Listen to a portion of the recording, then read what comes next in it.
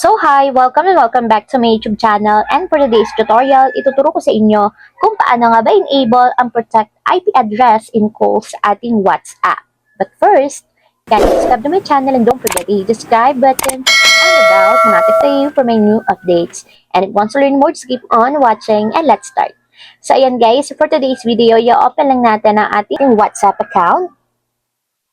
And then pagka-open guys, mula dito sa pinakang chat list ng ating WhatsApp, itap nyo lang yung you or yung profile ng inyong account. And after nyan guys, dito sa pinakang settings, piliin lang natin yung privacy. So, tap nyo yung privacy. And then dito naman guys, i-scroll up lang natin. And punta kayo dito sa advanced. So, itatap nyo lang yung advanced.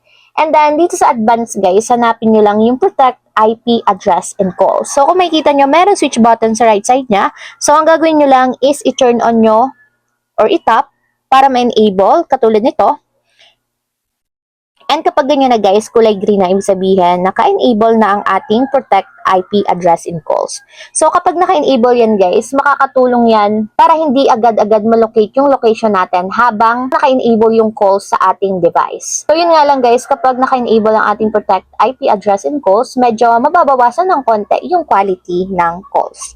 So, ayun lang guys, ganun lang kasimple kung paano nga ba enable ang protect IP address in calls sa ating WhatsApp. If you have a question, kindly comment down below and don't forget to hit the subscribe button and the bell to notify you for my new updates. And thanks for watching!